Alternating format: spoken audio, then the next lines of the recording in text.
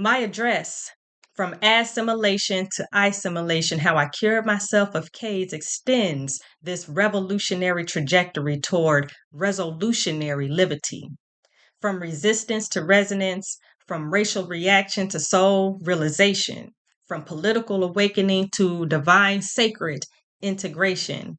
It is a call for Black people to remember identity as equality with myour, our divinity, and fulfill Black power through ancestral self-remembrance.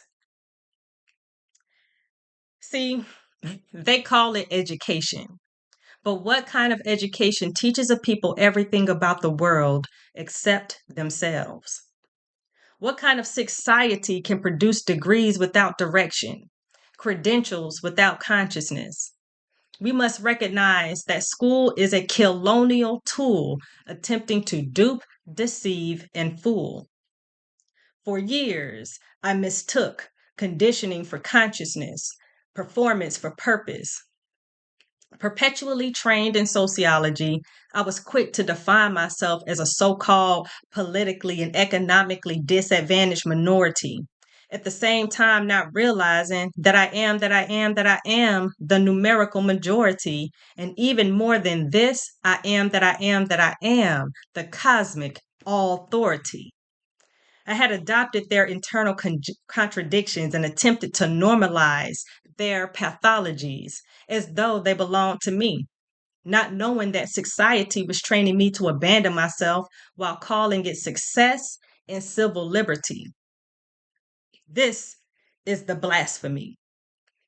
At the time, I believed that professionalism meant putting their job over my family, that intelligence meant distancing myself from my ancestry, that beauty meant weaves, makeup, artificial materiality. All the while I was suffering from what I had to self-diagnose as CAIDS, that through repeated participation in and exposure to white society, I had contracted their internal schism and began identifying and really disidentifying DYS with all of their isms and schisms, race schism, sex schism, class schism. Cultural assimilative identity disorder syndrome had me thinking, speaking, behaving, and interrelating in ways that were self-sabotaging, self-defeating, and self-limiting. Not because I was an inherent pathology, but because I attempted to normalize in others abnormalcies. Yeah, I was praised, credentialed, applauded, accomplished, but yet inwardly I was dissonant.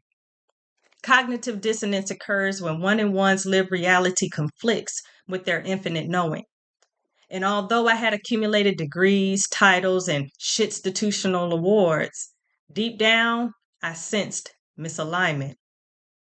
I was existing outside of myself. I was decentered, trying to live life, LIEF, a life of lies and falsities based on European phrenology. Chest pain, upset stomach, chronic cystic acne, and mental fog began to ensue. My body began responding in physical signs and symptoms rooted in lies I was conditioned to believe and tell myself, blocking my communication, stunting my expression, and obstructing my truth. All until motherhood disrupted this delusion. After the former director of my PhD program terminated my full tuition scholarship and monthly stipend while 7 months pregnant with my first child during the peak of COVID, I knew that I would never hand over my child to the belly of the beast. So rather than worry, I rejoiced because for the first time I experienced what it meant to be free. Free to parent, free to know, free to create. At that moment, I decided to home educate and economically self-liberate. Not out of mere reaction to society, but serious, SIRIUS, pro-action of my ancestry. In order to educate my children, I had to first re-educate myself. I had to unlearn 15 plus years of colonial conditioning and remember my divine sacred programming. My decision to home educate did not simply change where my children learned. It changed who I became. Through home educating, I confronted the difference between schooling and soul Blacktivation. It made me ask, who must I become in order to guide my children into the fullness of who they are? What must I remember so they are not conditioned into forgetting? What must I heal so they are not instructed through pain but purpose? What knowledge must I recover for education to become a return to identity rather than a departure from it? Home education became my initiatory passage out of assimilation and into what I now know as I-similation, or integration with my soul purpose through developing a relationship of equality and sameness with my divinity. I had to cultivate my identity through solitary refinement and deep study of myour, our ancestry, all the things that colonial schooling tried to keep from me. I began to reject all the falsity, fakery, foolery, phony, and phrenology. No more self deprecating labels masquerading as sociology. No more committing suicide where I ate myself to death because I was digesting death, flesh, dairy, and disease. No more hiding behind weaves, masks, and societal performances that concealed my natural frequency.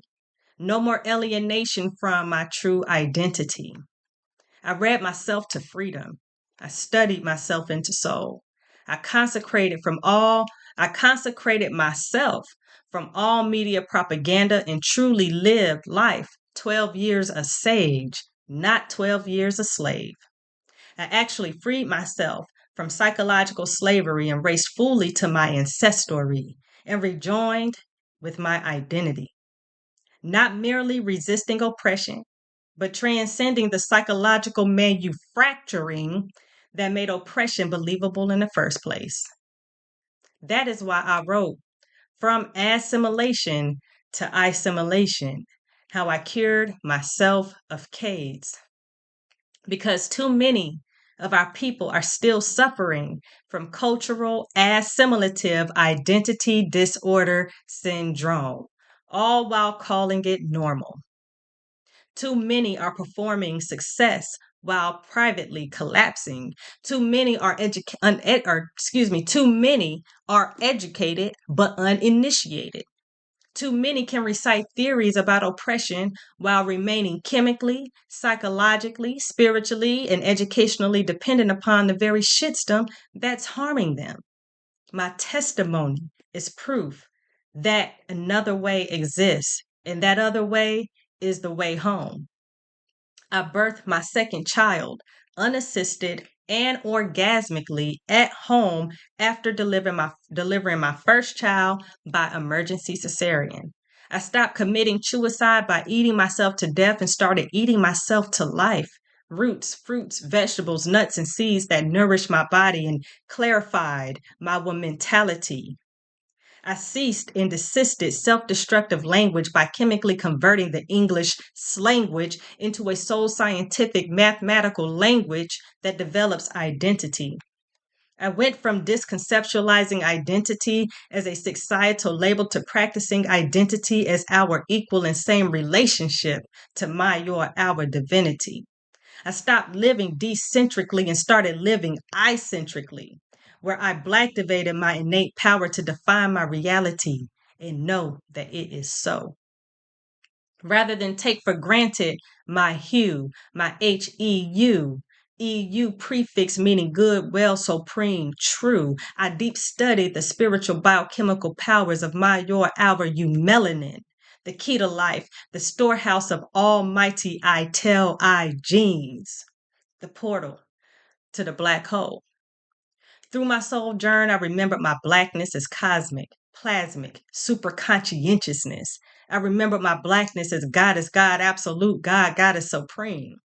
I stopped trying to live life, LIEF, and started actually living life, LI, little p, capital HE.